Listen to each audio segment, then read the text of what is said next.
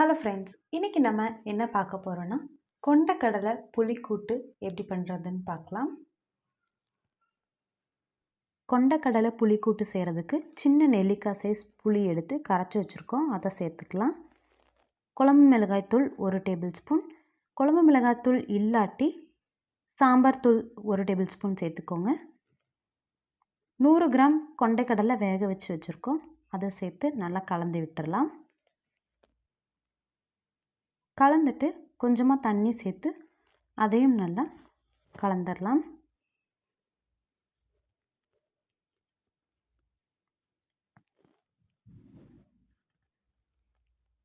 இப்போ தேவையான அளவு உப்பு சேர்த்துக்கலாம்.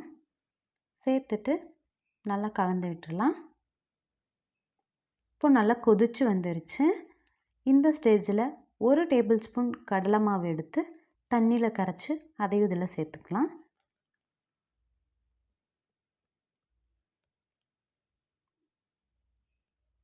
இப்போ நம்ம சேர்த்த கடலை மாவு திக்காகி நல்லா வெந்து கொதிச்சு வந்துருச்சு.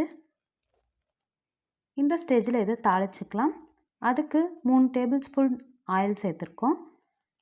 1/2 டேபிள் ஸ்பூன் கடுகு, 1 டேபிள் ஸ்பூன் கடலைப்பருப்பு, 1 டேபிள் ஸ்பூன் உளுந்து, 2 வரமிளகாய், கொஞ்சமாக கருவேப்பிலை, இது எல்லாத்தையும் நல்லா வதக்கி விட்டுக்கலாம். வதங்கினதும் நம்ம கொண்டக்கடலை புளிக்கூட்டில் இதை சேர்த்துக்கலாம். சேர்த்துட்டு நல்லா கலந்து விட்டுடலாம். சூப்பரான கொண்டக்கடலை புளிக்கூட்டு ரெடி ஆகிடுச்சு. ரொம்ப ஈஸியாக செய்யக்கூடிய டிஷ் இது.